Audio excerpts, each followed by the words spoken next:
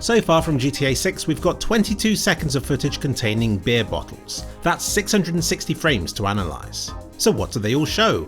And why does everybody care so much?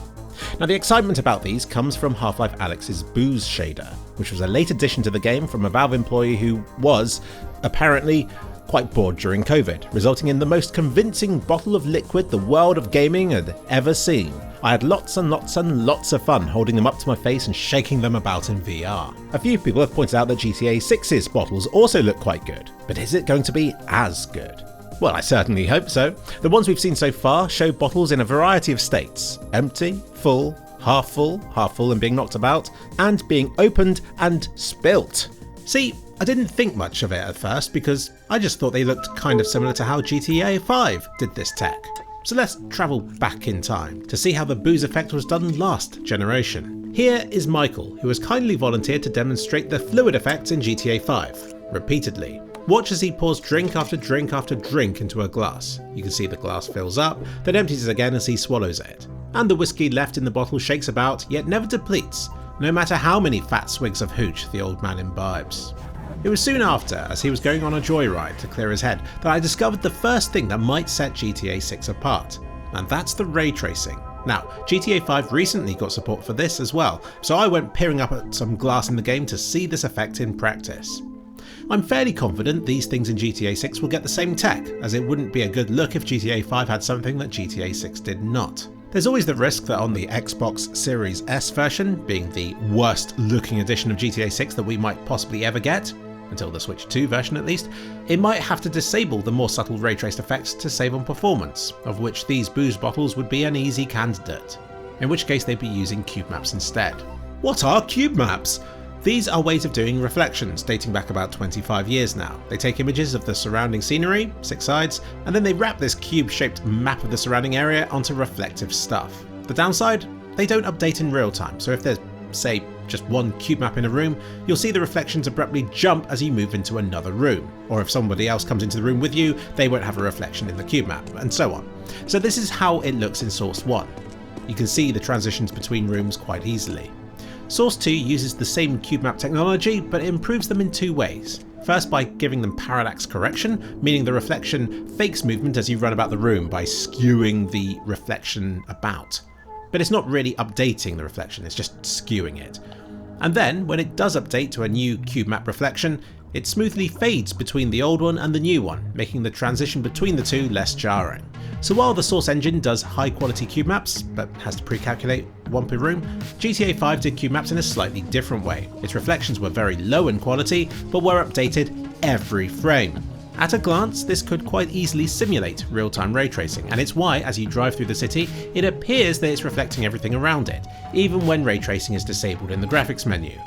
But if you look closely at these non-ray traced reflections, you'll see that it's only a very low quality reflection of the world around it, and the stuff nearby isn't reflected. You can't see the player's character in the reflection, and you can't see cars, and even the buildings seem to shift about incorrectly as he runs about, because the cube map reflection is always being generated from your position in the game instead of that of the reflective surfaces, which is what ray tracing can do.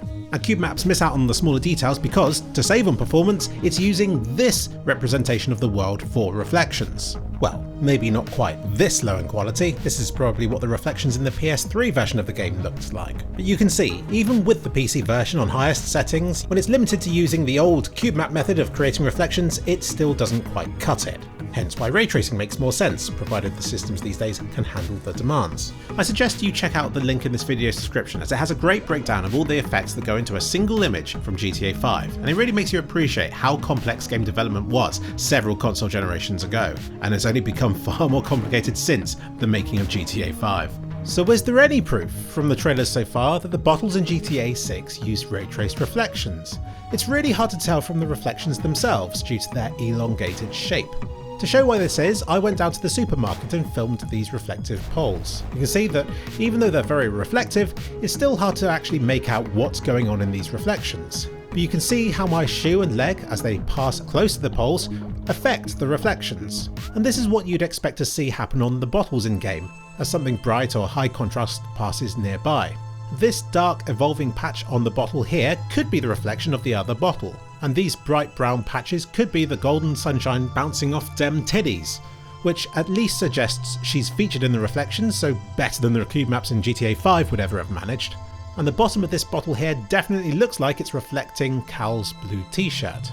Unfortunately, the best evidence of ray tracing I've seen so far is from one of its limitations, and that's from the shimmery look around the reflection of this bottle top here, suggesting it's not a fixed cube map image, but is indeed continually updating a slightly noisily ray traced reflection instead. What? You're saying that ray tracing comes with its own limitations? Why go to all the effort of ray tracing when cube mapped results were okay already in most situations? And that's a valid question, and one with a messy, long, convoluted and very boring answer. Because no, adding ray tracing to the beer bottles in these trailers doesn't make much of a difference. I hesitated about making this video because I didn't think I had enough to go on to come to definitive answers about it.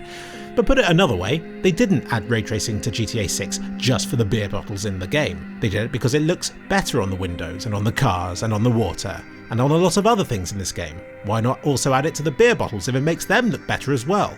And using ray tracing isn't just extra complexity, it replaces a bunch of other, also quite complicated yet more flawed alternatives for doing reflections, like cube maps.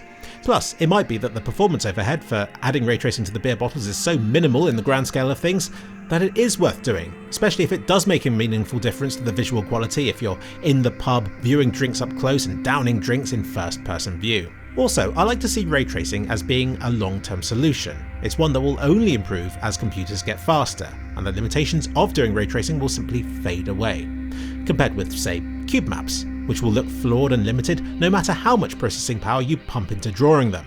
GTA 5 should know, that game was calculating cube maps every frame and it still came with limitations.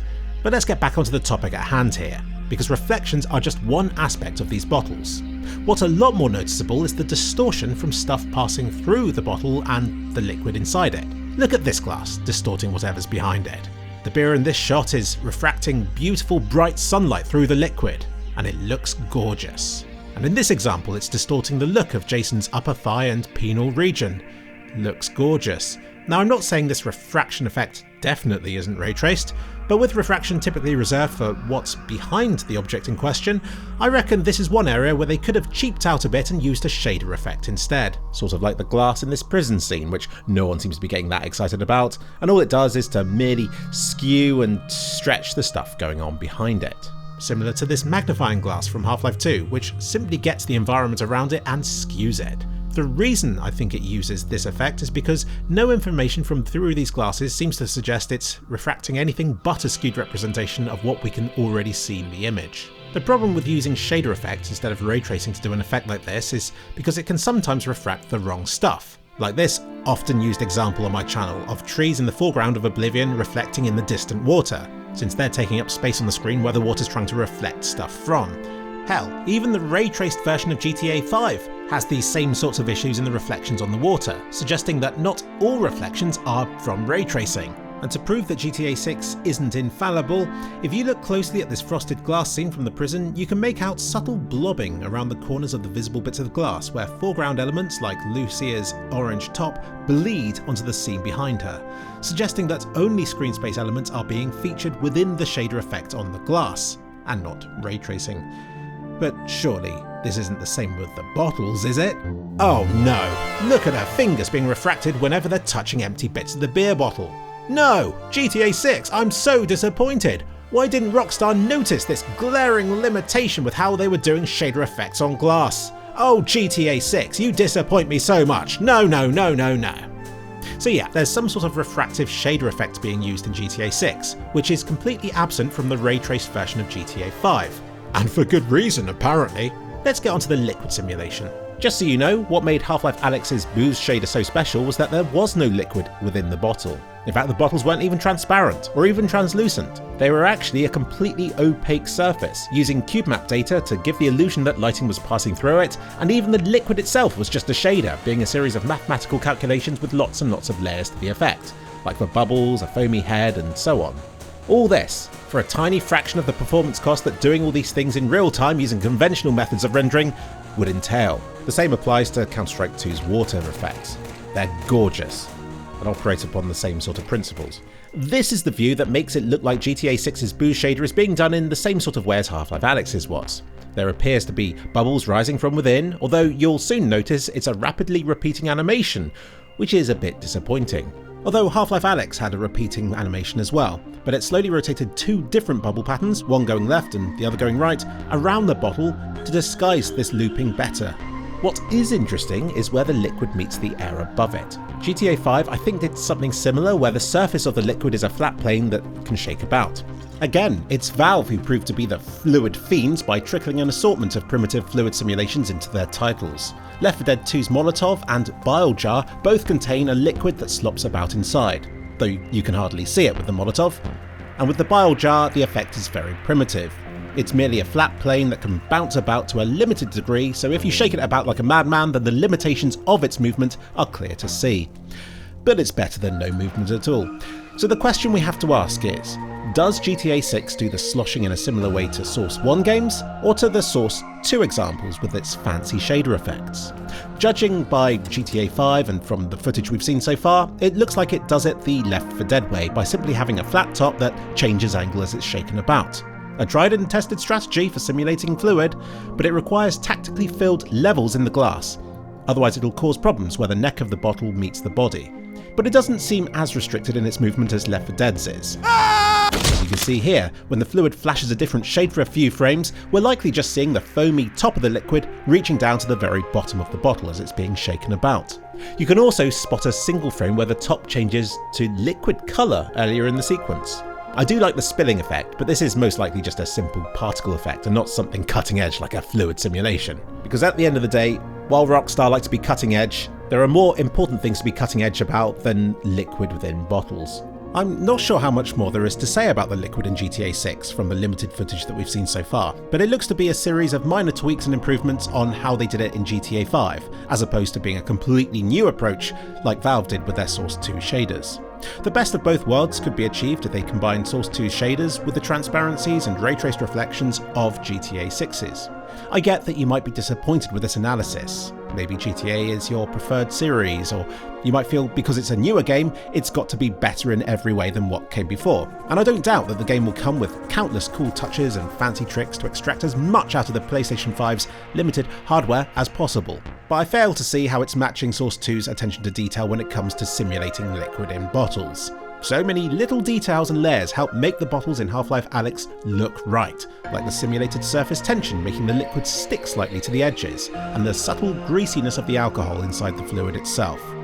But then, all this makes sense. Half-Life Alyx is a game about shoving stuff into your face, whilst the GTA series has always been about the bigger picture. One thing's for sure though, I'll be sure to shake lots of bottles up come GTA 6's release day on PC.